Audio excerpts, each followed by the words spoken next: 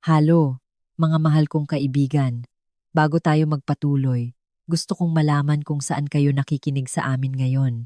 Mexico, Colombia, Filipino, Spain. Gusto kong malaman kung sino ang kasama ko sa sandaling ito. Kung sino ang nasa kabilang panig na nagbabahagi ng kwentong ito sa akin. Iwanan ang iyong lungsod sa mga komento.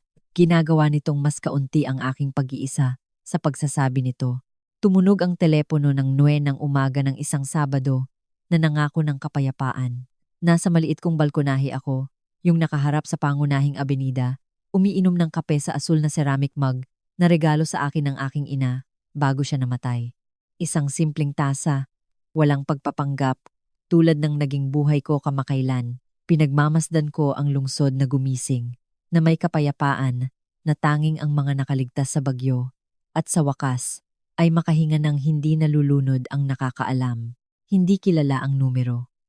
Karaniwan ay hindi ako sumasagot sa mga tawag mula sa mga kakaibang numero.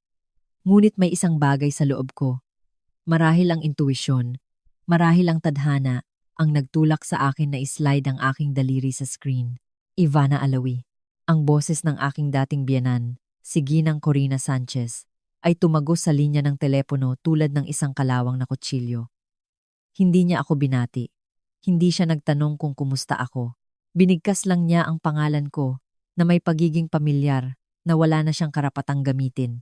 Kailangan kong pumunta kaagad. Si Daniel Padilla ay malubha. Kailangan ka niya. Kailangan ka namin dito. Inilapag ko ang tasa sa mesa na nanginginig ang mga kamay. Bahagyang tumapon ang kape sa platito. 3 buwan at 11 araw pa lamang simula nang pirmahan ko ang mga papeles ng diborsyo. Alam ko dahil binilang ko ang bawat araw. 3 buwan at 11 araw simula nang lumabas ako sa bahay na iyon na hindi kailanman naging akin. May 2 maleta ng damit at isang kahon ng mga litrato na sinunog ko pagkatapos. 3 buwan at 11 araw simula nang siya, ang aking Daniel, ang lalaking ibinigay ko ng 22 taon ng aking buhay, ay pinakasalan siya. Si Catherine Bernardo, ang babaeng ipinagpalit niya sa akin na parang nagpalit ng damit kapag hindi na uso ang luma. At ngayon ay tinatawagan nila ako na parang walang nangyari, na parang mabubura nila ang lahat sa isang pitik ng daliri. Hindi ako babalik, Ginang Sanchez. Mas matatag ang boses ko kaysa sa inaasahan ko. Mas matatag kaysa sa nararamdaman ko sa loob, kung saan nagsisimulang mamuo ang isang buhol sa aking tiyan. Ivana, pakiusap. Kailangan mong maintindihan. Kailangan ka niya. Nasa San Rafael Hospital siya, room 312. Naaksidente siya sa kotse 3 araw na ang nakalipas. Napakasama. Basag ang kanyang binti. 3 buto-buto ang bali. May problema sa gulugod. Sabi ng mga doktor, kailangan niya ng ilang buwan para gumaling. At si Catherine, huminto si Ginang Sanchez na parang walang katapusan. Wala si Catherine dito. Umalis siya. Iniwan niya si Daniel na mag-isa sa ospital. Hindi man lang siya dumalaw matapos ang operasyon. May naramdaman akong pumilipit sa dibdib ko. Hindi ito awa, may mas madilim pa rito. Ito ang mapait na kasiyahan ng taong nakumpirma ang kanyang mga hinala, ngunit sakit din ito.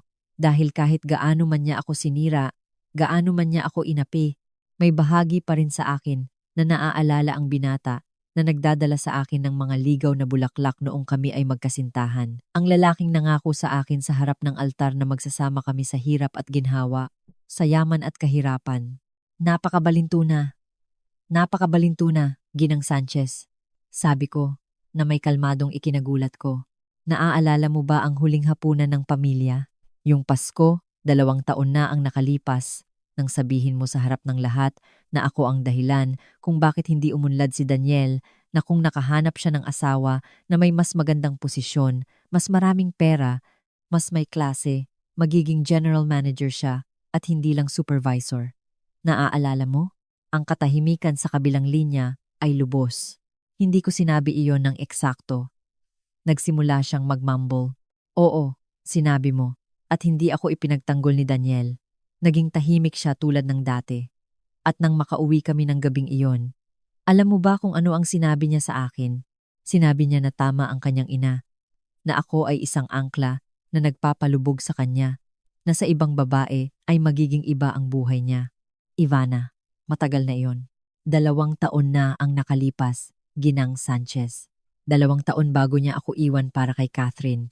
Para sa babaeng ngayon ay iniwan siya sa ospital. Ang babaeng ipinagtanggol mo. Ang babaeng sinabi mong iyon ang kailangan ni Daniel. Isang babaeng bata, maganda, at may estilo. Naaalala mo ba ang mga salitang iyon? Pakiusap. Nagsimulang pumiyok ang kanyang boses. Anak ko siya. Naghihirap siya. At ikaw ang kanyang asawa sa loob ng mahigit 20 taon. Mayroon kang mabuting puso. Alam kong makakapagpatawad ka. Alam kong makakabalik ka at mag-aalaga sa kanya. Tungkulin mo iyon. Ang salitang tungkulin. Na parang may utang ako sa ibang tao sa mundong ito, na parang hindi ko nabayaran ang bawat utang nang higit pa sa 2 dekada ng buhay ko. Hindi ako babalik. Ulit ko at pinutol ang tawag. Nanginginig ang aking mga kamay, ngunit hindi sa takot, hindi sa kalungkutan. Ito ay galit, puro, kalinaw. Galit na nakatago sa loob ng maraming taon, na ngayon ay bumubulwak na parang lava mula sa bulkan, na sa wakas ay sumabog. Galit sa bawat pagkakataon na pinagmukha nila akong maliit, sa bawat komento tungkol sa aking simpleng damit, sa bawat pagtingin ng paghamak kapag dumadating ako sa mga pagtitipon ng pamilya na may lutong bahay na ulam sa halip na mamahaling alak, sa bawat pagkakataon na inihambing ako sa mga asawa ng kanyang ibang mga anak, mga babaeng galing sa mga pamilyang may pera na may mga apelyido na tila mahalaga. 22 taon. 22 taon na nagiging invisible na asawa ang nagluluto ng kanyang paboritong pagkain tuwing linggo, kahit pagod na sa trabaho buong linggo. Ang nagpaplansya ng kanyang mga kamisa ng 6 ng umaga upang maging presentable siya sa opisina. Ang naglilinis ng bahay hanggang sa kumislap. Ang nagtatrabaho sa elementarya sa isang mahirap na kapitbahayan. Kumikita lamang ng sapat upang makatulong sa gastusin sa bahay. Ang hindi kailanman naging sapat para sa pamilyang iyon. Walang klase si Ivana Alawi. Sabi ng biyanan ko sa hapunan habang nagsisikap akong gumamit ng tamang kubyertos, magsalita ng maayos upang maging karapat-dapat sa kanyang anak. Hindi marunong magbihis si Ivana. Komento niya nang lumitaw ako na suot ang parehong damit dahil halos hindi sapat ang aking sahod para bayaran ang mga bayarin na pinapayagan ni Daniel na maipon. Hindi ka binigyan ni Ivana ng mga anak. Inirereklamo niya kay Daniel ng sapat na lakas para marinig ko mula sa kusina, kung saan naghuhugas ako ng pinggan habang nagkakape sila sa sala. Ang tungkol sa mga anak ang pinakamababang suntok dahil hindi ko kasalanan. Malinaw na sinabi ng mga doktor. Ang problema ay kay Daniel, hindi sa akin. Ngunit hindi niya kailanman sinabi sa kanyang ina. Hindi niya kailanman ako ipinagtanggol. Hinayaan niya itong maniwala na ako ang baog, ang hindi kumpleto, ang hindi makapagbigay ng mga apo. At nang hilingin kong sabihin niya ang totoo, tiningnan niya ako ng mga matang pagod at sinabi, para saan? Wala na itong halaga. Ngunit mahalaga ito. Mahalaga sa bawat pagkakataon na tiningnan ako ng kanyang ina na may awa at paghamak. Mahalaga sa bawat pagkakataon na pinag-uusapan ng kanyang mga kapatid ang kanilang mga anak sa harap ko na may nakatagong kalupitan. Mahalaga sa bawat pagkakataon na tahimik na sinisisi ako ni Daniel sa isang bagay na hindi kailanman aking responsibilidad. At hindi ako kailanman ipinagtanggol ni Daniel sa loob ng 22 taon. Ang araw na natuklasan ko ang tungkol kay Catherine ay isang Huwebes. Maaga akong umuwi dahil kinansela ang huling klase. Nakita ko ang kanyang telepono na naka-unlock sa mesa ng kusina. Hindi ako isa sa mga babaeng nagche-check ng telepono. Hindi kailanman, ngunit umilaw ang screen na may mensahe. Ang ganda ng gabing iyon. Hindi ako makapaghintay na magdiborsyo ka at magkasama tayo magpakailanman. Ang pangalan ay Catherine, pulang puso, profile picture ng isang magandang babae, bata, tulad ng mga nakikita sa mga patalastas sa telebisyon. Nang dumating siya ng gabing iyon, nakaupo ako sa sala na may hawak na telepono niya. Hindi ako umiyak, hindi ako sumigaw. Pinakita ko lang sa kanya. Namutla siya sandali, ngunit pagkatapos ay nagkibit balikat na may pagwawalang bahala na mas masakit pa sa anumang sigaw. Ginagawa niya akong buhay, Ivana, sabi niya habang niluluwagan ang kanyang kurbata. Nandyan ka lang, para kang multo sa bahay na ito. Nagluluto ka, naglilinis, nagtatrabaho, umuuwi, ngunit walang passion, walang anuman. At ano ang inaasahan mo? Ang boses ko ay lumabas na parang basag na bulong. Inaasahan mo ba ang passion pagkatapos ng maraming taon na pinagmukha mo akong hindi sapat? Pagkatapos na hindi mo kailanman ako ipinagtanggol sa iyong ina? Pagkatapos na sinisi mo ako sa hindi pagkakaroon ng mga anak, gayong alam mo ang totoo? Tapos na iyon, sabi niya ng malamig. Si Catherine ang aking kinabukasan at hihilingin ko ang diborsyo. Maaari mong kunin ang anumang gusto mo sa bahay. Ang mahalaga lang sa akin ay maging malaya. Malaya na parang ako ang kanyang kulungan. Na parang 22 taon ng buhay ko ay walang ibig sabihin, kundi isang sentensya na gusto niyang takasan. Pinirmahan namin ang mga papeles ng isang maulan na Martes ng Abril. Matatag kong pinirmahan, walang luha, habang binabasa sa amin ng abogado ang mga probisyon na wala ng halaga sa akin. Hindi man lang ako tiningnan ni Daniel sa mata, mabilis niyang pinirmahan, tulad ng taong nagtatapos ng isang nakakainis na transaksyon, at umalis ng gusali ng hindi nagpapaalam. Kinabukasan, Huwebes, natanggap ko ang mga litrato. Padala sa akin ng pinsan kong si Andrea Brillantes.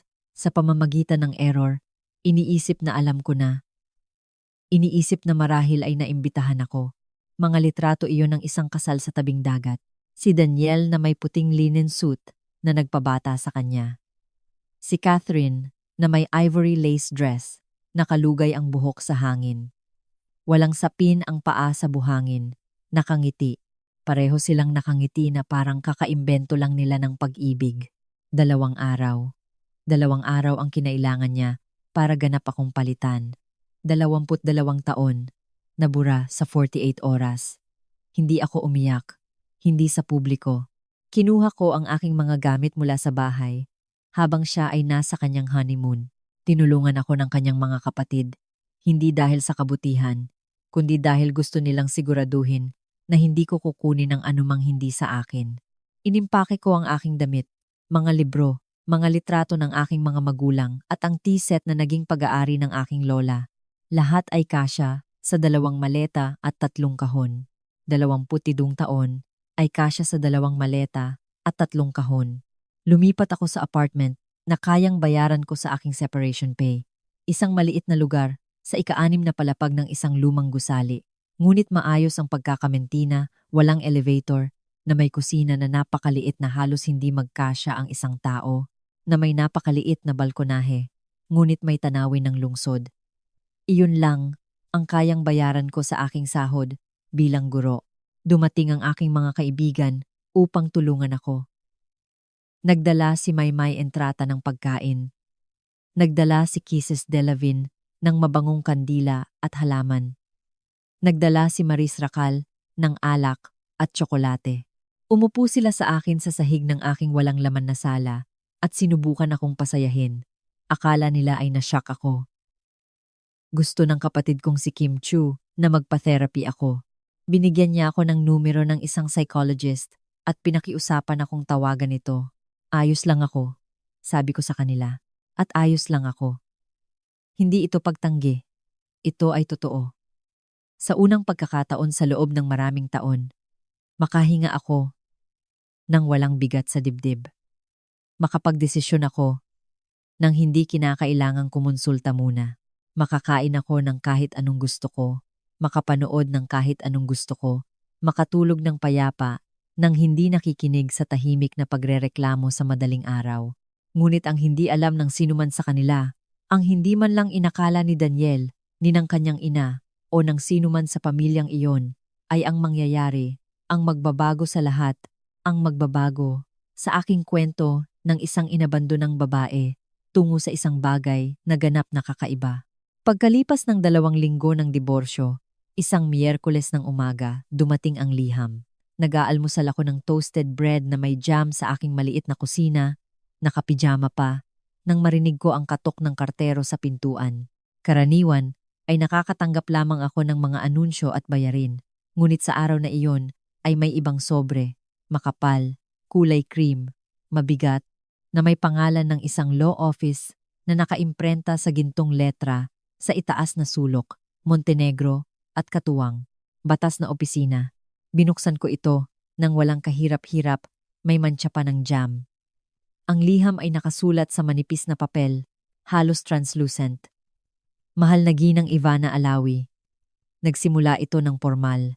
Ikinalulugod naming ipaalam sa inyo na kayo ay itinalaga bilang universal heir ng ari-arian ni Ginoong Coco Martin na namatay noong Marso 15 sa Los Oces Retirement Home.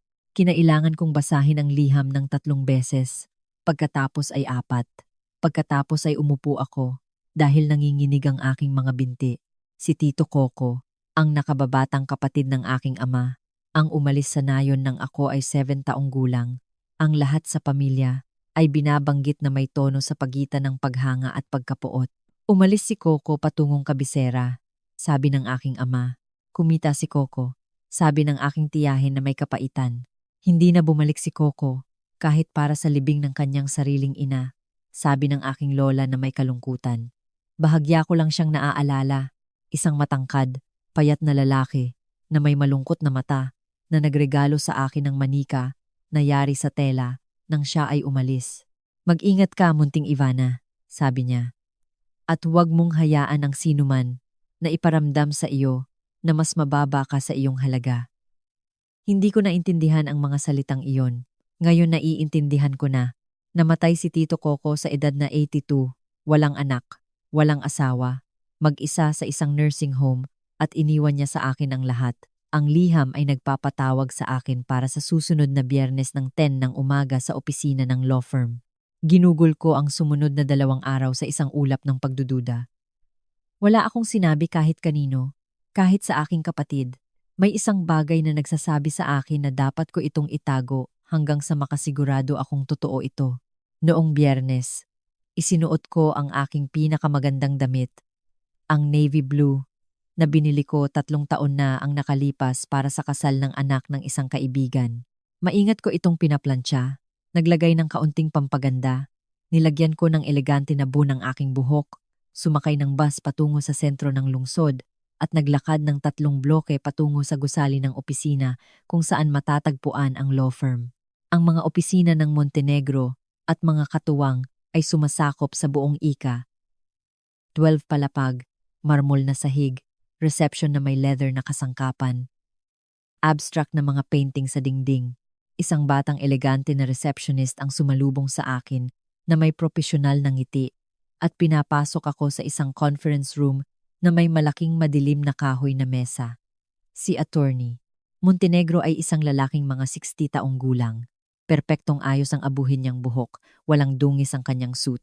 Matatag niyang kinamayan ako at inanyayahan akong umupo. Sa harap ko, naglagay siya ng isang makapal na folder na puno ng mga dokumento. Ginang Alawi.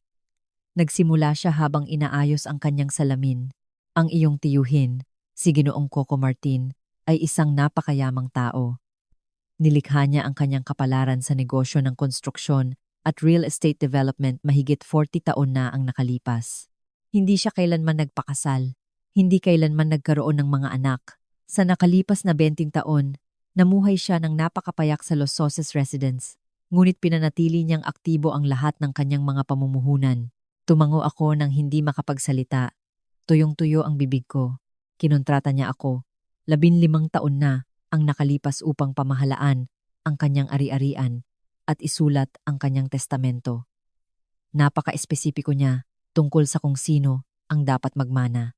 Ayon sa kanyang mga salita, ikaw lamang ang tao sa kanyang pamilya na hindi kailanman humingi ng anuman sa kanya, na nagtrabaho ng matapat, na hindi kailanman siya hinanap para sa interes.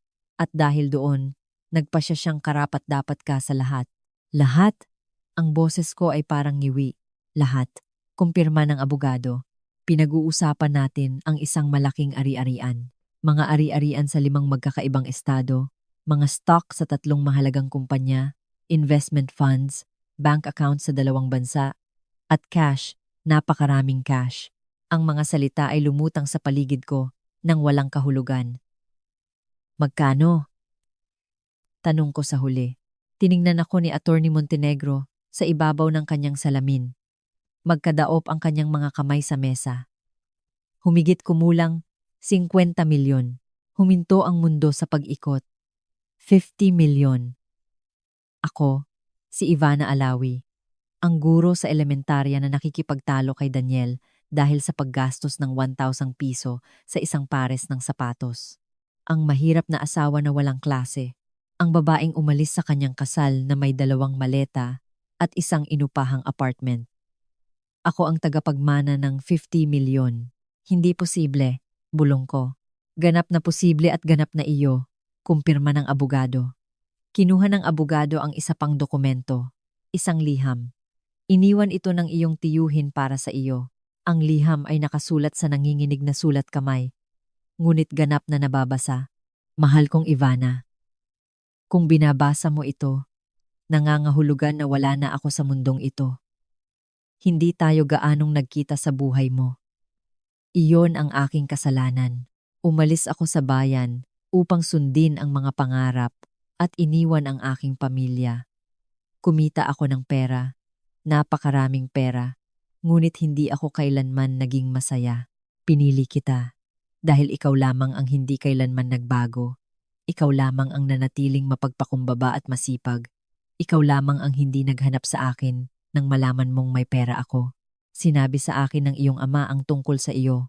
Sa aming kakaunting tawag, sinabi niya na ikaw ay isang guro, na ikaw ay nagpakasal, na ikaw ay nagtatrabaho ng husto at mabuting tao. Hindi kaligayahan ng pera, Ivana, ngunit maaari itong magbigay sa iyo ng kalayaan, kalayaan na pumili, kalayaan na mabuhay ng may dignidad, kalayaan na hindi umasa sa sinuman. Gamitin mo ang perang ito ng matalino, tulungan ang karapat-dapat, mamuhay ng maayos, maging masaya at huwag kailanman, hayaan ang sinuman na iparamdam sa iyo na mas mababa ka sa iyong halaga. Mahal kita, ang iyong tiyuhin, Coco. Lumabas ang luha sa aking pisngi ng walang kontrol. Umiyak ako para sa tiyuhin na halos hindi ko nakilala. Para sa aking ama na namatay nang hindi nalalaman na magiging milyonarya ang kanyang anak. Para sa 22 taon na sinayang ko sa pakiramdam na maliit ako. Para sa babae na ako noon at sa babae na magiging ako. Binigyan ako ni Attorney Montenegro ng panyo at matiyagang naghintay hanggang sa makabawi ako. Pagkatapos ay nagugol kami ng 3 oras sa pagsusuri ng mga dokumento. Pumirma ako ng mga papeles, nakakuha ng impormasyon sa bank accounts. Nakilala ko ang financial advisor na magpapamahala ng mga pamumuhunan. Lahat ay totoo. Hindi ka pani-paniwala. Imposible ring totoo. Umalis ako sa opisina na iyon ng 3 ng hapon na may bagong buhay, na may 50 milyon, na may isang lihim na magpapabago sa mundo ng mga naghamak sa akin, at nagpasya akong walang sasabihin kahit kanino. Ito ang aking lihim, ang aking kapangyarihan, ang aking tahimik na hustisya. Patuloy akong nanirahan sa aking apartment sa ika-6 na palapag na parang walang nagbago. Tuwing umaga ay bumabangon ako ng 6, naghahanda ng kape, nagbibihis ng parehong simpleng damit tulad ng dati at sumasakay sa bus numero 17 patungo sa elementarya kung saan nagtuturo ako ng 3 baitang. Sinasalubong ako ng mga bata ng yakap at ngiti. Nagwawasto ako ng mga notebook tuwing hapon sa aking desk sa tabi ng bintana. Bumibili ako sa parehong supermarket sa kapitbahayan kung saan kilala ako ng babae sa cashier sa aking pangalan. Walang nakakaalam, walang nakakahalata. Ang mahirap na si Ivana, ang inabandona, ang halos hindi makabayad ng kanyang renta. Iyon ako para sa mundo. At gusto ko ang anonymity na iyon. Nagbibigay ito sa akin ng kapangyarihan. Isang tahimik na kapangyarihan na lumalaki sa loob ko araw-araw, na parang halaman, na sa wakas ay nakakatanggap ng sikat ng araw pagkatapos ng maraming taon sa dilim. Ngunit ang pagtatago ng ganoong lihim ay hindi madali. May mga pagkakataon na gusto kong isigaw ito, mga pagkakataon na nakikita ko ang aking mga kaibigan na nag-aalala sa akin, nagdadala sa akin ng pagkain, nag-aalok sa akin ng perang inutang. At gusto kong sabihin sa kanila ang totoo. Si Maymay, ang aking matalik na kaibigan mula high school, ay pinilit na bayaran ang aking kape tuwing lalabas kami. "Huwag kang mag-alala, ako ang maglilibre," sabi niya na may lambing. "Alam kong mahirap ang mga bagay para sa iyo ngayon." At tinanggap ko na may ngiti ng pasasalamat, nakaramdam ng pagkasindak dahil sa panlilinlang. Ngunit alam kong kinakailangan ito. Ang kapatid kong si Kim ang pinakamapilit. Tinatawagan niya ako bawat 2 araw. "Ivana, sumama ka na lang sa amin ni Sian Lim. Walang laman ang aming guest room. Hindi ka maaaring mag-isa sa apartment na iyon na walang elevator. At kung magkasakit ka, paano kung kailangan mo ng tulong?" Ang kanyang pag-aalala ay totoo. Ito ang nagpapahirap, ngunit hindi ko pa rin matanggap. Hindi pa. Hanggang sa matapos ang lahat na ito na tulad ng alam kong mangyayari. Dahil alam kong may mangyayari. Nararamdaman ko sa aking buto. Hindi kayang panatilihin ni Daniel at Catherine ang marangyang buhay na iyon magpakailanman. Kinumpirma sa akin ni Maymay nang hindi niya alam nang ikinuwento niya sa akin ang tungkol sa mga utang. At kilala ko si Daniel nang mas mahusay kaysa sa sinuman pagkatapos ng 22 taon. Kilala ko ang kanyang kahinaan sa mga pagpapakitang tao, ang kanyang pangangailangan na magpahanga, ang kanyang kawalan ng kakayahang tumanggi. Ang unang mga senyales ay dumating 3 linggo matapos akong lumipat. Nasa supermarket ako, namimili ng gulay, nang makita ko si Julia Barreto, ang kapatid ni Daniel, sa dairy aisle. Sinubukan niya akong iwasan, ngunit nagtagpo ang aming mga tingin. Namutla siya, kinuha ang kanyang kailangan, at halos tumakbo patungo sa cashier. Hindi niya ako binati, hindi niya ako kinausap. Tumakas lang siya na parang ako ay isang multo mula sa nakaraan na mas mabuting kalimutan. Nasaktan ako. Hindi ako magsisinungaling. Sa kabila ng lahat, minahal ko ang pamilyang iyon. Nakasama ko sila sa Pasko. Nagluto ako para sa kanilang mga kaarawan. Inalagaan ko ang mga anak ni Julia nang kailangan niya ng tulong. Ngunit ngayon ay hindi ako nakikita. Mas masahol pa sa hindi nakikita. Naging nakakahiya ako. Isang paalala ng isang bagay na mas gusto nilang burahin. Isang buwan pagkatapos ng diborsyo ko, inimbitahan ako ng kaibigan kong si Liza Soberano na magkape sa isang cafe sa sentro. Dumating ako ng oras tulad ng dati. Dala ang aking lumang bag at 3 taong gulang na sweater. Nakaupo na si Liza sa isang mesa sa tabi ng bintana. Nang makita niya ako, lumiwanag ang kanyang mukha at tumayo siya upang yakapin ako ng mahigpit. "Maganda ka tingnan," sabi niya habang umuupo kami. "Mas maganda kaysa isang buwan na ang nakakaraan. May kulay ka sa pisngi, mas mahimbing ang tulog ko." Sabi ko sa kanya. At totoo iyon. Sa unang pagkakataon sa loob ng maraming taon, natutulog ako buong gabi nang hindi nagigising nang may pag-aalala. "Ivana," kinuha ni Liza ang aking kamay sa mesa. "Alam kong ayaw mong pag-usapan ito, ngunit ayos ka ba sa pananalapi? Dahil kung kailangan mo ng tulong, kaya kong." "Ayos lang ako," malumanay kong pinutol. "Seryoso, may sahod ako, may ipon ako." Kasinungalingan. "Well, hindi lahat. May sahod ako at may higit pa sa 50 milyon. Ngunit hindi iyon ang punto." Tiningnan ako ni Liza na may mga matang puno ng pag-aalala na nagpaparamdam sa akin ng pagkasindak. "At may narinig ka ba tungkol sa kanya? Kay Daniel?" Umiling ako. "Wala. At ayoko ring malaman." "Well," nag-aalangan si Liza, kinagat ang kanyang labi. "Ayoko ring sabihin sa iyo, ngunit nakita ko siya noong nakaraang linggo sa mall kasama siya, si Catherine." Aking puso ay kumabog nang hindi sinasadya. At tila sila ay masaya. Bumibili siya ng mga bagay, mamahaling damit. Siya ay may dalang mga bag mula sa mga tindahan na ang isang damit ay mas mahal pa sa aking buwan ng renta. At si Daniel, bumuntong hininga si Liza. Tila pagod na pagod si Daniel na parang nagsisikap siyang panatilihin ang ngiti. Wala akong sinabi. Tumango lang ako at ininom ang aking kape. Ngunit sa loob ko ay may isang bagay na nag-ayos sa kanyang lugar. Na parang isang piraso ng jigsaw puzzle na sa wakas ay nakahanap ng kanyang espasyo. Pagod na si Daniel. Siyempre, ang pagpapanatili kay Catherine ay hindi mura. Ang pagpapanatili ng ilusyon ng perpektong buhay ay may presyo. Si Maymay ang nagbigay sa akin ng pinakamahalagang impormasyon. Nagtatrabaho si Maymay sa pangunahing bangko sa sentro. Ang parehong bangko kung saan may account si Daniel sa loob ng maraming taon. Hindi niya kailanman ako binigyan ng pribadong impormasyon ng mga kliyente. Napaka-profesional siya para doon. Ngunit isang Biyernes ng hapon, nang magkita kami upang magkape pagkatapos ng trabaho, siya ay namutla at kinakabahan. Ivana? Nagsimula siya. Hinalo ang kanyang kape nang napakalakas na halos tumapon. Hindi ko dapat sabihin ito sa iyo. Maaari akong mawalan ng trabaho. Ngunit kaibigan kita at sa palagay ko ay kailangan mong malaman. Lumakas ang tibok ng aking puso. Ano ang nangyayari? Nagpunta si Daniel sa bangko ngayong linggo. Humingi siya ng isa pang pautang, isang malaking pautang, at nakita ko ang kanyang kasaysayan dahil kailangan kong iproseso iyon. Ivana, lubog na siya sa utang. Nakahingi na siya ng 4 na pautang sa nakalipas na 3 buwan. Lahat sa kanyang pangalan, ngunit pinirmahan din ni Catherine. Magkano?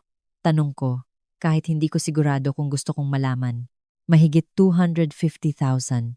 At iyan lamang ang nakikita ko sa aming bangko. Marahil ay mayroon pa siyang iba sa ibang lugar. Tiningnan ako ni Maymay na may mga matang puno ng awa. Ayokong matuwa ka sa kanyang kapahamakan.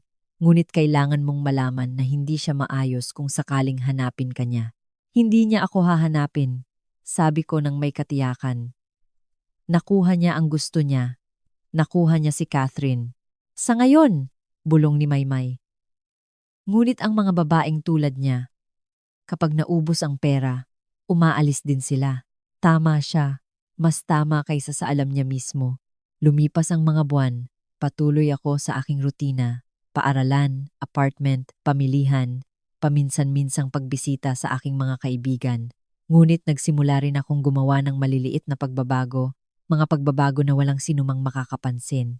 Kinontrata ko si Ginoong Joshua Garcia, ang aking financial advisor, upang mamuhunan ang bahagi ng pera sa isang pondo ng scholarship para sa mga batang mahihirap sa paaralan kung saan ako nagtatrabaho. Hindi ko inilagay ang aking pangalan. Ginawa ko ito ng anonimo. Ngunit ang makita ang mga batang iyon na tumatanggap ng mga bagong uniforme, kagamitan sa paaralan, at mga scholarship upang magpatuloy sa pag-aaral ay nagpuno sa aking puso sa paraan na hindi kailanman kayang gawin ng pera sa bank account. Nagsimula rin akong magplano ng isang paglalakbay, isang bagong bahay, marahil ay isang maliit na negosyo, ngunit lahat ay sa tamang oras. Una, kailangan kong tapusin ang kwentong ito at alam kong malapit na. Dumating ang tawag mula sa aking dating biyenan noong Setyembre, 5 buwan pagkatapos ng diborsyo. Sabado ng umaga noon at nasa balkonahe ako, tulad ng sinabi ko sa inyo sa simula. Ngunit, ang hindi ko sinabi sa inyo ay ang nangyari pagkatapos kong ibaba ang tawag. Matapos sabihin sa kanya na hindi ako babalik, nanatili akong nakaupo sa aking murang plastik na upuan, tinitingnan ang lungsod na hawak pa rin ang telepono. Hindi ako nakaramdam ng tagumpay. Hindi ako nakaramdam ng kagalakan. Naramdaman ko ang isang mas malalim na bagay. Naramdaman ko ang hustisya, ang mabagal at tahimik na hustisya na dumarating kapag ang universo ay sa wakas ay umayos sa tamang lugar nito. Ngunit hindi matatapos doon. Alam ko. Kilala ko ang pamilyang iyon.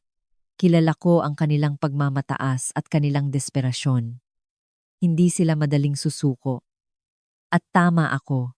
Pagkalipas ng 2 araw, Lunes ng hapon, nasa aking silid-aralan ako na tinatapos ang pag-aayos ng mga notebook ng aking mga estudyante. Nang mag-vibrate ang aking telepono, isa pang hindi kilalang numero. Sa pagkakataong ito ay hindi ako sumagot. Hinayaan ko itong pumunta sa voicemail. Ilang minuto pagkatapos ay sinuri ko ang mensahe. Si Julia, ang kapatid ni Daniel. Ang kanyang boses ay tila basag, desperado. Pinakiusapan niya ako na bisitahin si Daniel. Sabi niya, iniwan siya ni Catherine na may malaking utang na kailangan nila ako. Binura ko ang mensahe nang hindi nag-iisip. Nang gabing iyon, pinag-isipan kong mabuti ang 22 taon ng kasal. Sa bawat paghamak, sa bawat pagkakataon na humingi ako ng suporta at hindi ko ito natanggap. Ang direktang tawag ay dumating noong Miyerkules. Sa pagkakataong ito ay sumagot ako. Ito ang boses ng aking dating biyenan, si Ginang Sanchez. Ngunit hindi na ito tunog awtoridad o mayabang tulad ng dati. Ito ay tunog matanda, basag, nagmamakaawa. Ivana, nagsimula siya na may nanginginig na boses. Alam kong wala akong karapatang humingi ng anuman sa iyo. Alam kong masama ang pakikitungo namin sa iyo.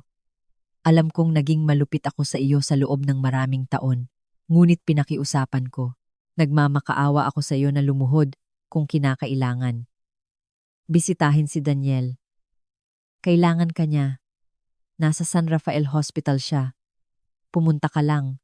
Minsan lang. Hindi ako humihiling na bumalik ka. Tingnan mo lang siya. Bakit?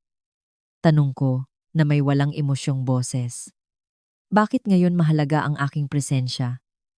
Bakit ngayon sapat na ako? Dahil nagkamali kami. Pumiyok ang kanyang boses na may hikbi. Isang kakilakilabot na pagkakamali. Nabulag kami. Naging malupit kami. Niloko kami ni Catherine. Akala namin ay mas magaling siya sa'yo at nagkamali kami. Lubos na nagkamali. Iniwan niya siya sa sandaling nakita niyang may problema. Kinuha niya ang pera. Kinuha niya ang mga alahas na pag-aari ng aking ina. Kinuha niya maging ang bagong kotse na binili ni Daniel sa kanyang pangalan at iniwan siya sa ospital na mag-isa, na may utang, na may sakit. Hindi mo kailanman ginawa iyon. Ikaw ay mabait, may puso ka. May puso ako. Ulit ko ng dahan-dahan. Ngunit hindi ako tanga, Ginang Sanchez, at hindi ako santa. Ako ay isang babae na inapi ninyo sa loob ng mahigit 20 taon. Isang babae na nagtiis ng tahimik habang pinagmumukha akong hindi sapat.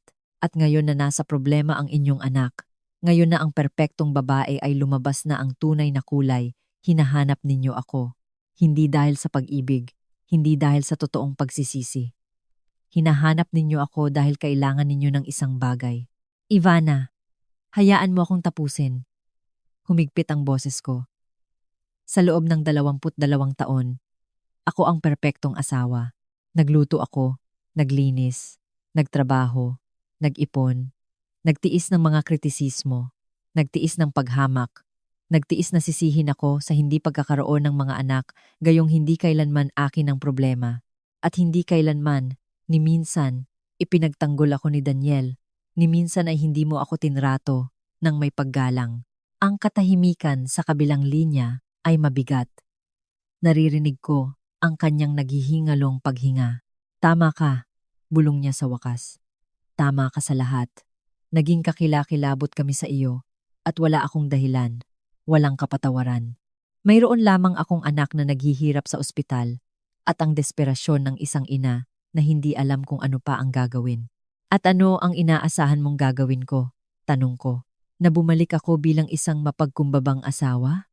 Na alagaan ko ang naghamak sa akin? Nabayaran ko ang mga utang na ginawa niya sa ibang babae? Wala akong inaasahan. Ang kanyang boses ay halos bulong. Gusto ko lang na malaman mo na nagsisisi ako. Talagang nagsisisi ako. At kung kailangan mo ng anumang bagay, kung kailangan mo, Ginang Sanchez, pinutol ko siya. Wala akong kailangan sa inyo. Sa katunayan, dapat kong sabihin sa iyo ang isang bagay. Isang bagay. Naganap na magpapabago sa pag-uusap na ito. Ano iyon? 4 na buwan na ang nakakaraan, nakatanggap ako ng mana mula sa aking tiyuhin, si Tito Coco, ang kapatid ng aking ama. Naaalala mo ba ang sinabi mo na isang walang kwentang tao na tumakas sa bayan? Lumalabas na ang walang kwentang tao na iyon ay kumita ng isang malaking halaga, at iniwan niya sa akin ang lahat.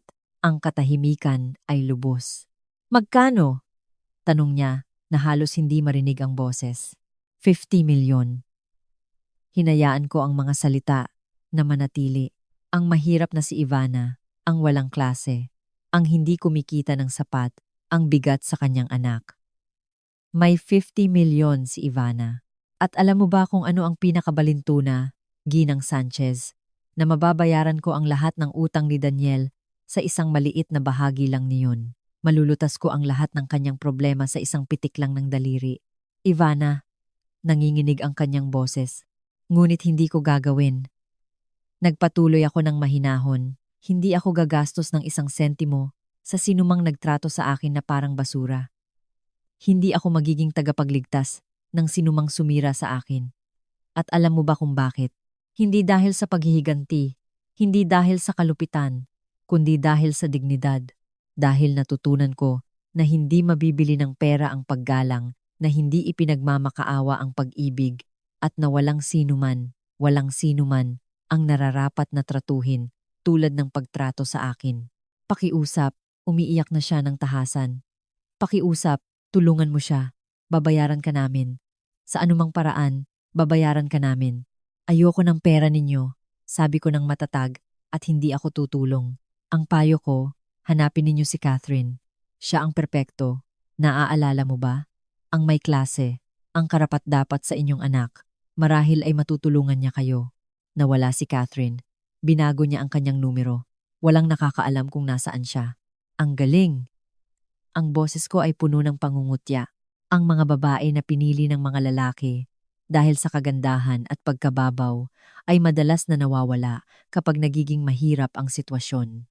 Dapat ay pinahalagahan ninyo ang babaeng nananatili anuman ang mangyari, ngunit huli na para doon. Ivana, pinakiusapan kita. Paalam. Ginang Sanchez. Sana ay may matutunan kayo sa karanasang ito, na ang mga tao ay hindi mapapalitan, na ang tunay na pag-ibig ay hindi nasusukat sa bank accounts o pagpapakitang tao, at na kapag sinasaktan mo ang isang tao, sa loob ng maraming taon, hindi mo maaaring asahan na babalik sila upang iligtas ka kapag konbinyente sa'yo. Ibinaba ko ang tawag. Sa pagkakataong ito, hindi nanginginig ang aking mga kamay. Matatag ang mga ito. Tiyak. Nagtimpla ako ng 1 tasa ng tsaa at umupo sa aking balkonahe. Kumikinang ang syudad sa mga ilaw ng gabi. Sa ibaba, naglalakad ang mga tao ng mabilis. Bawat isa ay may sariling kwento, sariling drama, sariling laban. At nandoon ako sa itaas sa aking simpleng apartment sa ika-6 na palapag, na may 50 milyon sa bangko at isang kapayapaan sa loob na walang katumbas. Ang sumunod na mga araw ay kakaiba. Umaasa ako ng mas maraming tawag, mas maraming pakiusap, ngunit wala nang dumating. Sa isang sandali, naisip ko na marahil ay sumuko na sila, na tinanggap na nila ang aking pagtanggi at magpapatuloy na nang wala ako. Ngunit kilala ko ang pamilyang iyon at alam kong hindi ganoon kadali. Biyernes ng hapon, 2 linggo pagkatapos ng huling pag-uusap namin ni Ginang Sanchez, nasa supermarket ako, namimili ng gulay. Nang may maramdaman akong presensya sa tabi ko, lumingon ako at nandoon siya, si Daniel Padilla, ang aking dating asawa. Nakasakay siya sa wheelchair. Ang kanyang kaliwang binti ay balot ng malaking plaster hanggang sa balakang. Mukha siyang payat, maputla, pumayat, may malalim na eye bag sa ilalim ng kanyang mga mata. Hindi na siya ang tiwala at mayabang na lalaki na iniwan ako 4 na buwan na ang nakakaraan. Siya ay isang anino ng lalaking iyon, Ivana. Ang kanyang boses ay tila garalgal. Pakiusap. Kailangan kong kausapin ka. Ang una kong instinto ay lumayo, kunin ang aking mga gamit at umalis. Ngunit may isang bagay na pumigil sa akin. Marahil ay kuryosidad, marahil ay ang pangangailangan na tapusin ang bilog na ito minsan, at para sa lahat, paano mo nalaman na nandito ako? Sinabi sa akin ni Julia na dito ka namimili tuwing Biyernes. Naghintay ako sa labas. Huminto siya. Bigyan mo lang ako ng 5 minuto, pakiusap. Tumingin ako sa paligid. Pinapanood kami ng mga tao na may kuryosidad. Ang babae sa cashier ay tumingin sa akin ng may pag-aalala. Bumuntong hininga ako. 5 minuto sa kapehan sa tabi. Naglakad ako patungo sa kapehan habang sinusundan niya ako sa kanyang wheelchair. Umupo kami sa isang mesa sa dulo. Nag-order ako ng kape. Wala siyang in-order. Tiningnan lang niya ako ng mga matang minsan kong minahal at ngayon ay tila sa isang estranghero. Nagkamali ako sa pinakamalaking pagkakamali sa buhay ko. Nagsimula siya ng walang pasubali. Ang iwan ka ay ang pinakatanga na ginawa ko. Ivana, kailangan kong patawarin mo ako. Kailangan kong bumalik ka. Aling bahagi ng hindi ang hindi mo naintindihan nang kausapin ko ang iyong ina? Tanong ko habang humihigop ng aking kape. Sinabi niya sa akin ang tungkol sa iyong mana. Ang kanyang mga mata ay lumiwanag sa isang bagay, nakahawig ng pag-asa. 50 milyon. Ivana, iyon ay hindi ka panipaniwala at karapat-dapat ka rito. Palagi kang masipag, matapat, karapat-dapat ka sa bawat sentimo. Salamat sa iyong pag-aproba, sabi ko na may sarcasm. Bagaman dumating ito ng mga 20 taon na huli. Alam kong sinira ko ang lahat. Nagpatuloy siya na hindi pinapansin ang aking tono. Alam kong masama ang pakikitungo ko sa iyo, na masama ang pakikitungo sa iyo ng aking pamilya, ngunit Ivana, maaari ba tayong magsimulang muli? Maaari ba tayong ano? Pinutol ko siya. Muling magpakasal, maging masaya sa aking pera. Dahil maging matapat tayo, Daniel. Wala ka rito dahil mahal mo ako. Wala ka rito dahil bigla mong nalaman ang aking halaga. Nandito ka dahil gumuho ang iyong perpektong buhay kasama si Catherine. Nandito ka dahil lubog ka sa utang. Nandito ka dahil lumalabas na ang mahirap na asawa na hinamak mo ay may 50 milyon. Namutla siya. Hindi ganoon. Hindi. Yumuko ako. Kung gayon, sabihin mo sa akin, Daniel, kung wala akong pera, kung isa lang akong simpleng guro na may katamtamang sahod, nandito ka ba? Hihingi ka ba ng kapatawaran o mananatili ka kay Catherine na namumuhay ng iyong perpektong buhay? Ang katahimikan ang aking sagot. Iyon ang akala ko. Umupo ako sa upuan. Alam mo ba kung ano ang mas nakakalungkot? Na mayroon kang 22 taon upang malaman ang aking halaga. 22 taon upang ipagtanggol ako, upang pahalagahan ako, upang mahalin ako ng totoo, ngunit hindi mo ginawa. Tanging nang mawala ako, tanging nang umalis ako, tanging nang matuklasan mong may pera ako, saka mo lang napagpasyahan na may halaga ako. Ivana, pakiusap. Hindi, sabi ko ng matatag. Walang pakiusap, walang pangalawang pagkakataon, walang pagbabalik. Ikaw ang pumili. Pinili mo si Catherine. Pinili mong maniwala sa iyong ina nang sabihin niyang hindi ako sapat. Pinili mo ang pagpapakitang tao kaysa sa substansya at ngayon ay kailangan mong mabuhay sa mga pagpipiliang iyon. Ngunit ang mga utang, pumiyok ang kanyang boses. Mayroon akong halos 250,000 sa mga pautang. Napakalaki ng mga medical bills. Malaki ang magiging gastos ng rehabilitasyon.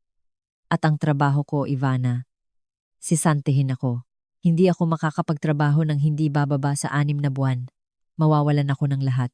At hindi iyon ang problema ko. Sabi ko nang may kalmadong ikinagulat ko.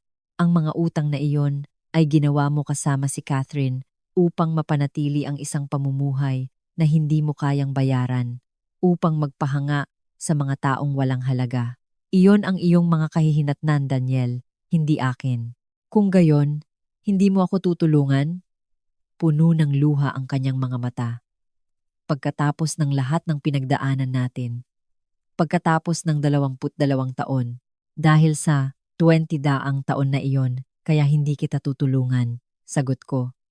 Dahil sa 20 daang taon na iyon, natutunan ko na ang pag-ibig ay hindi pagdurusa, na ang katapatan ay dapat maging kapalit, at na walang sinuman ang may karapatang tratuhin ka na parang basura at pagkatapos ay asahan na ililigtas mo sila.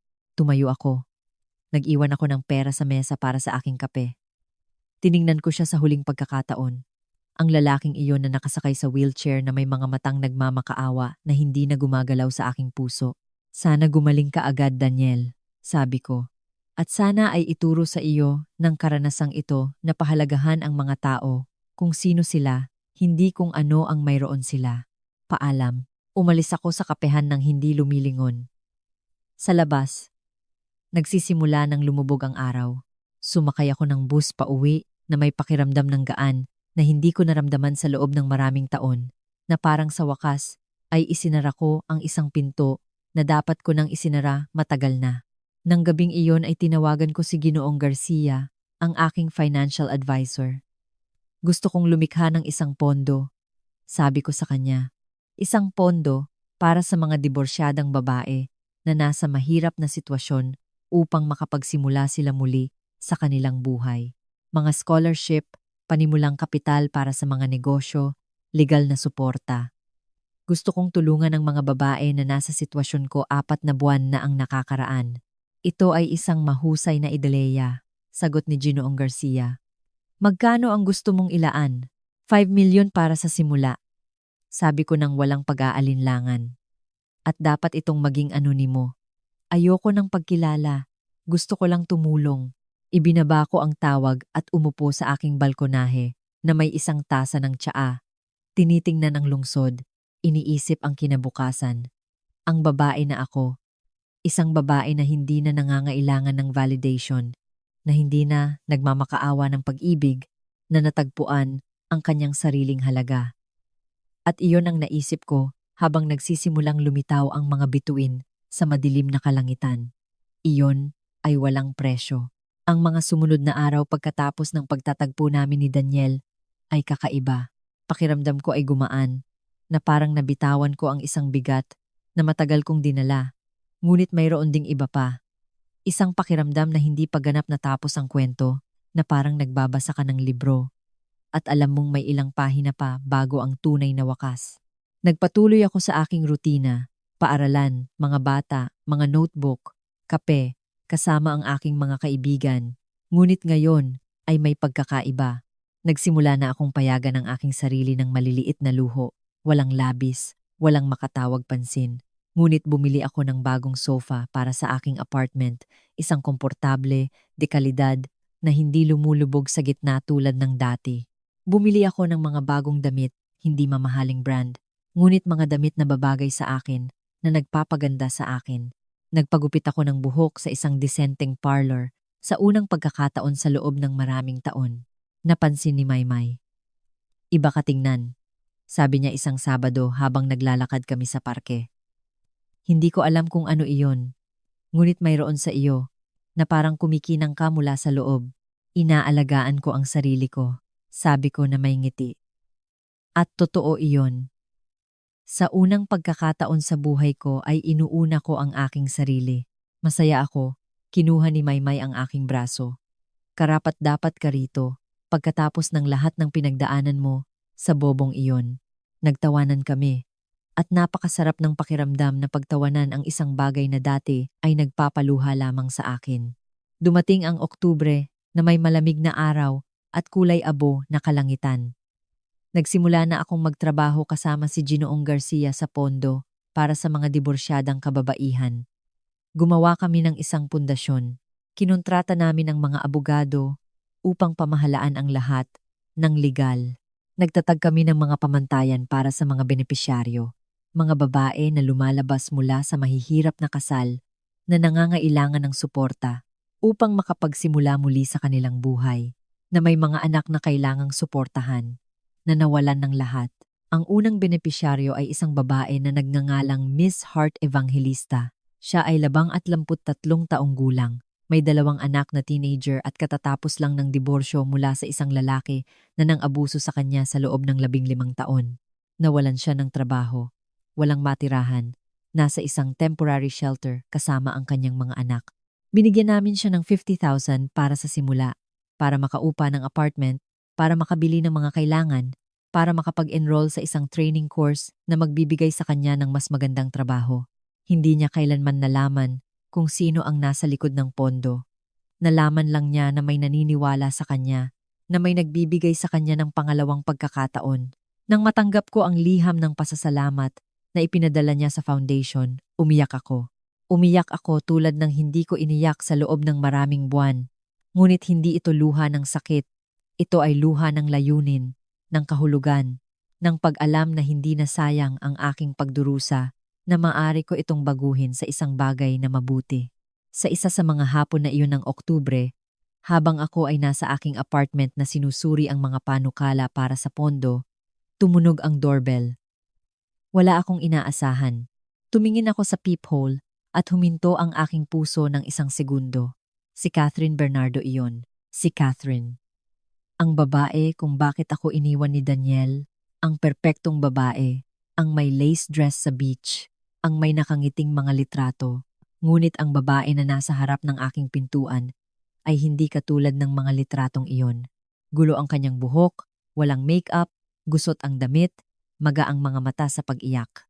Binuksan ko ang pinto, hindi dahil sa awa, kundi dahil sa purong kuryosidad. Ivana, ang kanyang boses ay tila garalgal. Pakiusap, kailangan kong kausapin ka. Nanatili ako sa pasukan nang hindi siya inimbitahan na pumasok. Ano ang gusto mo? Patawarin mo ako. Lumabas ang mga salita sa kanyang bibig na parang desperadong bulong. Kailangan kong humingi ng tawad at kailangan ko ng tulong. Patawarin mo ako. Ulit ko na halos tumatawa. At tulong? May lakas ka ng loob na pumunta rito. Pagkatapos ng lahat, alam ko. Niyakap ni Catherine ang sarili na parang nilalamig. Alam kong wala akong karapatan. Alam ko ang ginawa ko. Alam kong sinira ko ang buhay mo. Ngunit pakiusap. Pakinggan mo lang ako. 5 minuto lang. Tiningnan ko siya ng matagal. Pagkatapos ay umusog ako. 5 minuto. At dahil gusto kong marinig kung anong klaseng dahilan ang mayroon ka para bigyang katwiran ang hindi makatarungan. Pumasok kami sa apartment. Tumingin siya sa paligid na may pagkagulat. Siguro ay inaasahan niyang makakita ng isang miserableng lugar, isang tirahan ng isang talunang babae. Ngunit ang aking apartment, bagaman maliit, ay maaliwalas, malinis, na may mga halaman sa mga bintana, na may aking bagong sofa, na may mga painting sa dingding. Umupo ka, sabi ko na tinuturo ang sofa. Umupo ako sa silya sa harap niya. Umupo si Catherine sa gilid ng sofa. Pinilipit ang kanyang mga kamay. Hindi ko alam kung saan magsisimula. Sa simula, sabi ko ng malamig, sa bahaging kung saan nagpasya kang akitin ng asawa ng ibang babae. Namutla siya. Hindi ko siya hinanap sa simula. Nagkakilala kami sa isang conference sa trabaho. Siya ang humabol sa akin, ang tumawag sa akin, ang nag-imbita sa akin na lumabas. At tinanggap mo nang alam mong kasal siya. Oo, umamin siya habang ibinaba ang ulo. Oo, tinanggap ko. Dahil ako ay nasa isang kakilakilabot na sitwasyon. Mayroon akong utang, maraming utang sa credit card, sa mga pautang na hiniram ko upang mapanatili ang isang pamumuhay na hindi ko kayang bayaran. At si Daniel ay mukhang matagumpay, matatag, parang isang paraan palabas. Isang paraan palabas sa pera, kinumpleto ko. Kaya sinira mo ang buhay ko para sa pera. Akala ko ay may pera siya. Sabi niya na nanginginig ang boses. Akala ko ay mayaman siya. Maganda ang kanyang damit. Pinag-uusapan niya ang kanyang trabaho na parang napakahalaga. Nagmamaneho siya ng disenteng kotse. Akala ko kung papakasalan ko siya, makakaalis ako sa aking mga problema. Ngunit lumalabas na hindi ganoon kayaman si Daniel tulad ng pinapakita niya. Sabi ko, nagsisimulang maintindihan at naiipit ka sa kanya at sa iyong mga utang. Tumango si Catherine. Habang umaagos ang luha sa kanyang pisngi, nang magpakasal kami, nalaman ko ang totoo na malaki ang kanyang kinikita. Ngunit hindi siya mayaman, na ang kanyang pamilya ay wala rin ang perang akala ko. At sa panahong iyon ay nakagastos na ako ng mas marami. Nakabili na ako ng mamahaling damit, pinalamutian ang kanyang apartment, nakapaglakbay na, lahat sa pamamagitan ng credit card at mga pautang na pinirmahan niya nang hindi binabasa ng maayos. Ginamit mo siya, sabi ko nang walang emosyon. Ginamit ko siya, umamin siya, at pagkatapos, nang naaksidente siya, nang makita ko ang mga medical bills, nang maintindihan ko na kailangan naming bayaran ang lahat ng iyon, bukod pa sa mga utang na mayroon na kami, natakot ako. Natakot ako ng husto kaya tumakas ako. Inimpake ko ang aking mga gamit at umalis na parang isang duwag. At ngayon ano? Tanong ko, darating ka upang humingi ng tawad? Upang humingi ng pera? Dumating ako upang sabihin sa iyo ang totoo, sabi niya habang pinupunasan ang kanyang luha. Dahil hinanap ako ng ina ni Daniel, tinawagan niya ako, sinigawan niya ako, sinabi niya na mayroon kang 50 milyon na sana ay nailigtas mo sila, ngunit ayaw mo at na ang lahat ng ito ay kasalanan ko. Tama ka sa bahagi, sabi ko. Kung mayroon akong 50 milyon, hindi ko gagamitin ang mga iyon upang iligtas sila. At oo, malaki ang kasalanan mo sa lahat ng ito, ngunit hindi lahat pinili ni Daniel. Pinili ng kanyang pamilya. Pinili ng lahat na hamakin ako nang kasama ko sila. Pinili ng lahat ang magandang babae kaysa sa tapat na babae. Tiningnan ako ni Catherine ng mga matang desperado. Kung gayon, hindi ka tutulong? Maski kaunti? Bakit ko gagawin? Yumuko ako. Bigyan mo ako ng isang dahilan kung bakit ko dapat tulungan ang lalaking sumira sa akin o ang babaeng tumulong na sirain ako. Dahil mas mabuti ka sa amin, bulong niya.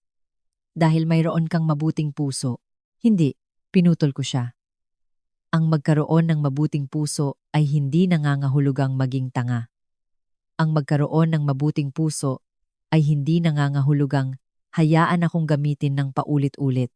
May natutunan ako sa mga buwan na ito, Catherine. Natutunan ko na ang pagpapatawad ay hindi nangangahulugang pagkalimot at ang pagtulong sa sinumang nanakit sa iyo ay hindi kabutihan. Ito ay pagpapatiwakal. Kung gayon, kami ay nawala. Sabi niya na may walang laman na boses. Mawawalan si Daniel ng kanyang apartment. Magdedeklara ako ng bankruptcy. Kailangang ibenta ng kanyang mga magulang ang kanilang bahay upang tulungan siya. Guguho ang lahat at iyon ang mga kahihinatnan ng iyong mga desisyon. Sabi ko ng matatag, hindi akin. Hindi ko nilikha ang kaguluhang ito. Ginawa mo ito at kailangan mong ayusin ito o matutong mamuhay kasama ito. Dahan-dahang tumayo si Catherine. Mukha siyang talunan, basag, wala nang natira sa maganda at tiwala na babae sa mga litrato. Tama ka, sabi niya sa wakas. Tama ka sa lahat. Nagsisisi ako. Talagang nagsisisi ako kahit na walang silbi. Sinamahan ko siya sa pintuan. Bago umalis, lumingon siya sa huling pagkakataon para sa kung ano ang silbi. Sabi niya na may nanginginig na boses. Pinag-uusapan ka ni Daniel. Nang siya ay nasa ospital, naka-drugs, binanggit niya ang iyong pangalan. Sinabi niya na nagawa niya ang pinakamalaking pagkakamali sa kanyang buhay, na ikaw lang ang totoo sa kanya. At sa tingin ko, totoo iyon. Sa tingin ko, sa wakas ay napagtanto niya kung ano ang nawala sa kanya. Napakasama na nalaman niya lamang ng huli na ang lahat, sabi ko ng walang emosyon. Paalam, Catherine. Sana ay matuto ka mula rito. Na sa susunod ay pahalagahan mo ang mga tao kung sino sila, hindi kung ano ang mayroon sila. Sinara ko ang pinto. Sumandal ako dito saglit, huminga ng malalim. Hindi ako nakaramdam ng tagumpay, hindi ako nakaramdam ng kagalakan, naramdaman ko lang ang kapayapaan. Ang kapayapaan ng pag-alam na ginawa ko ang tama para sa akin. Nobyembre ay nagdala ng ulan at malamig na hangin. Nagsimula na akong gumawa ng mas malaking pagbabago sa buhay ko. Kumuha ako ng real estate agent para tulungan akong maghanap ng bahay. Hindi apartment, isang bahay na may hardin, may espasyo, sa isang tahimik na kapitbahayan. Walang pagmamalaki, ngunit isang lugar na matatawag kong akin talaga. Nagsimula rin akong isaalang-alang ang posibilidad na umalis sa paaralan. Hindi dahil sa hindi ko mahal ang pagtuturo, kundi dahil gusto kong gumawa ng higit pa. Gusto kong maglakbay, gusto kong matuto ng mga bagong bagay, gusto kong mamuhay ng buhay na palagi kong pinapangarap, ngunit hindi kailanman naglakas loob na isipin. Tinulungan ako ni Ginoong Garcia na planuhin ang lahat. Sa mabuting pamumuhunan, paliwanag niya, ang perang ito ay maaaring tumagal sa buong buhay mo at ng iyong mga tagapagmana. Maaari kang mamuhay ng komportable nang hindi nagtatrabaho kung gusto mo o maaari kang magtrabaho sa kung ano ang iyong passion nang hindi nag-aalala tungkol sa pera. Ito ay isang kalayaan na hindi ko pa kailanman nakilala. Isang kalayaan na sabay na nakakatakot at nakaka-excite. Si Maymay ang unang kaibigan na sinabihan ko ng totoo. Isang Sabado ng hapon, sa aking apartment, habang umiinom ng alak, napansin niya ang mga pagbabago, ang bagong sofa, ang bagong damit, ang aking mas relax na saloobin, at sa huli ay direkta niya akong tinanong, Ivana, ano ang nangyayari?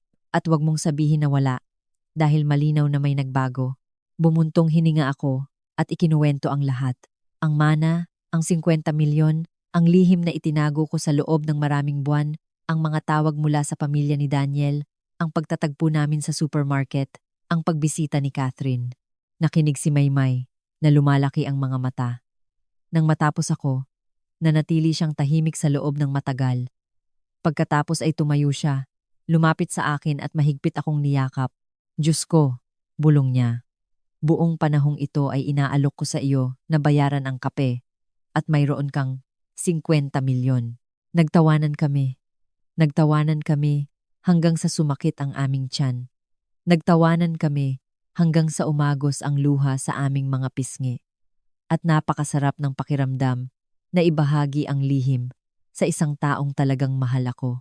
Bakit hindi mo sinabi sa akin noon? Tanong niya sa huli. Dahil kailangan kong itago ito. Paliwanag ko. Kailangan kong mangyari ang lahat ng ito upang ipakita ni Daniel at ng kanyang pamilya ang kanilang tunay na pagkatao. Kung alam nila ang tungkol sa pera sa simula, magpapanggap sila. Magpapanggap sila ng pagsisisi na hindi nila nararamdaman. Kaya, sa lihim, nakita ko ang totoo. Nakita ko na hinahanap lang nila ako dahil sa pangangailangan, hindi dahil sa pag-ibig. Mas matalino ka kaysa sa akala ko. Tiningnan ako ni Maymay na may paghanga at mas malakas. Hindi ko alam kung kaya kong labanan ang tukso na tumulong.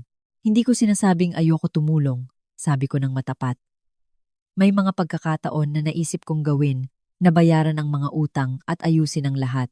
Ngunit pagkatapos ay naaalala ko ang bawat paghamak, bawat pagmamaliit, bawat pagkakataon na pinagmukha nila akong maliit at naintindihan ko na ang pagtulong sa kanila ay magiging pagtataksil sa sarili ko. Ginawa mo ang tama, matatag na sabi ni Maymay, at ipinagmamalaki kita. Nang gabing iyon, pagkatapos umalis ni Maymay, umupo ako sa aking balkonmahe tulad ng ginawa ko ng maraming beses sa mga buwan na ito. Ngunit sa pagkakataong ito ay iba. Sa pagkakataong ito ay wala ng lihim na dapat itago. Sa pagkakataong ito ay wala ng hindi natapos na paghaharap. Sa pagkakataong ito ay kinabukasan na lamang. Nagdala ang Disyembre ng hindi inaasahang nyebe.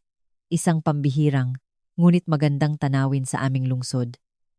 Ginugol ko ang Noche Buena kasama ang kapatid kong si Kim Chu at ang kanyang pamilya. Sa wakas ay sinabi ko sa kanya ang tungkol sa mana. Umiyak siya sa tuwa at ginhawa. Buong panahong ito ay nag-aalala ako sa iyo, sabi niya habang niyayakap ako. At lumalabas na ikaw ay milyonarya. Higit pa roon, sabi ko sa kanya. Ako ay malaya. Sa bagong taon, gumawa ako ng listahan ng mga layunin. Hindi ito ang tipikal na listahan ng pagpapayat o pag-eehersisyo. Ito ay isang listahan ng mga pangarap. Maglakbay sa Europa, matuto ng Italian, mag-aral ng pagpipinta, bumili ng aking sariling bahay, palawakin ang foundation upang tulungan ang mas maraming kababaihan. Mamuhay, talaga, mamuhay ng bawat araw na may pasasalamat at kagalakan. Ang Enero ay nagdala ng mga bagong simula. Natagpuan ko ang perpektong bahay. Isang 2 palapag na bahay sa isang tahimik na kapitbahayan na may hardin kung saan ako makakapagtanim ng mga bulaklak, na may malaking kusina kung saan ako makakapagluto para sa aking sarili, para sa aking mga kaibigan, para sa sinumang gusto ko, na may isang studio kung saan ako makakapagpinta, na may espasyo para mangarap. Binili ko ito nang walang pag-aalinlangan. Pinamahalaan ni Ginoong Garcia ang lahat ng papeles at isang araw ng Pebrero, maaraw at sariwa, lumipat ako sa aking bagong bahay. Aking bahay, ganap na akin, binili ng aking pera, ayon sa aking mga tuntunin. Dumating sina Maymay, Liza, Maris, at ang kapatid ko upang tulungan akong mag-unpack. Pinuno namin ang bahay ng tawanan, ng musika, ng buhay.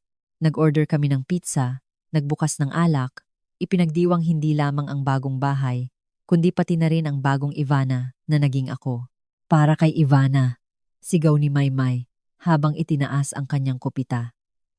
Para sa pinakamalakas, pinakamahalaga, at pinakamatapang na babaeng kilala ko. Para kay Ivana. Ulit ng lahat, ininom ko ang aking alak at tiningnan ang paligid, ang mga babaeng ito na kasama ko sa aking pinakamasamang sandali. Na sumuporta sa akin nang hindi nila alam na milyonarya ako, na nagmahal sa akin, nang pakiramdam ko ay wala akong halaga. Sila ang aking tunay na pamilya. Lumipas ang mga buwan. Ang tagsibol ay nagdala ng mga bulaklak sa aking hardin. Sa wakas ay umalis na ako sa paaralan. Hindi nang walang kalungkutan, ngunit alam kong ito ang tama. Kinuha ko ang 3 tao pa upang magtrabaho sa foundation. Tinulungan namin ang 32 kababaihan sa taong iyon.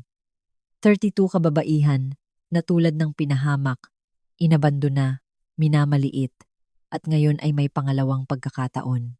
Nagsimula na rin akong makipag-date. Walang mula sa aking lumang bilog. Walang nakakaalam ng aking kwento kay Daniel. Isang lalaki na nakilala ko sa isang klase sa pagpipinta.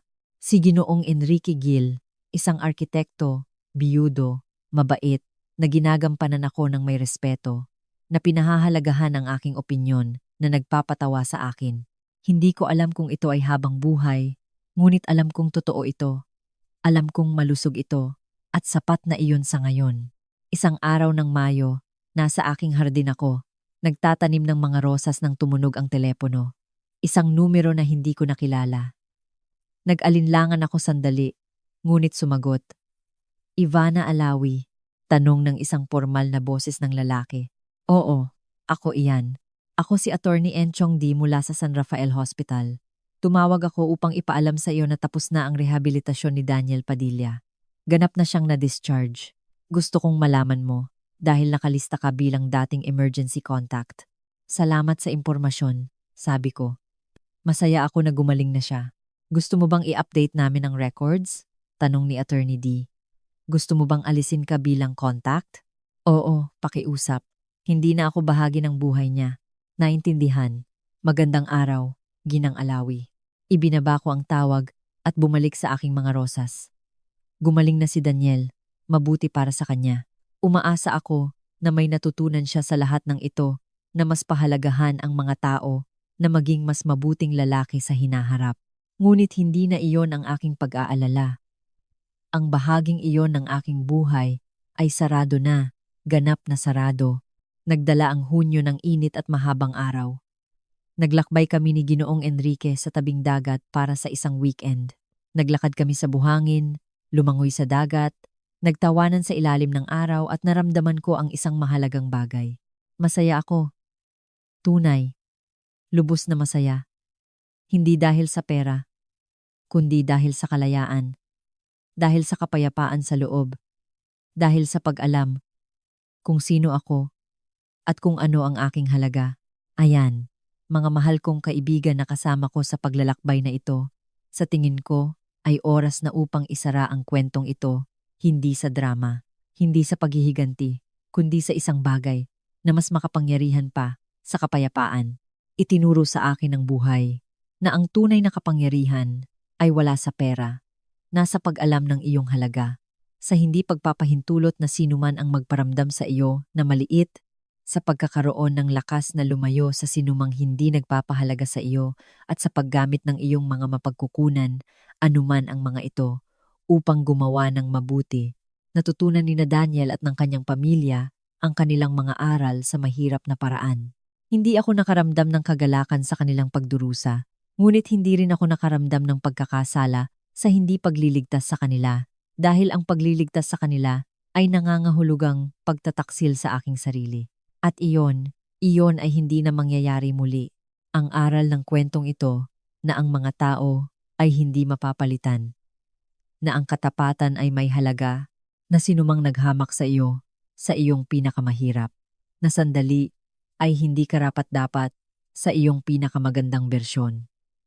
At na minsan, ang pinakamahusay na paghihiganti ay hindi ang manakit, kundi ang mamuhay ng napakabuti, napakabisa, napakasaya, upang patunayan na hindi mo kailanman kinailangan ang sinumang nag-akala na mas mababa ka. Ngayon ay nasa aking hardin ako. Napapaligiran ng mga bulaklak na itinanim ko gamit ang aking sariling mga kamay, sa bahay na binili ko gamit ang aking pera. Nagpaplano ng paglalakbay sa Italia, kasama ang isang lalaki na tinatrato ako tulad ng nararapat. Nagpapatakbo ng isang foundation na tumutulong sa mga kababaihan tulad ko at namumuhay ng bawat araw na may pasasalamat. Hindi ako mayaman dahil sa 50 milyon sa bangko. Mayaman ako dahil sa kapayapaan sa aking puso, At iyan, mahal kong mga kaibigan, ay walang presyo.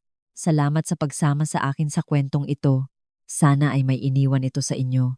Isang pagmumuni-muni, isang aral, ang lakas na pahalagahan ang inyong sarili. Upang hindi payagan ang sino man na maliitin kayo, upang maintindihan na kayo kung sino kayo ay may halaga sa lahat. Hanggang sa susunod na kwento, hanggang sa muling pagkikita at pagpalain kayo ng buhay ng dignidad at pag-ibig na nararapat sa inyo. Salamat.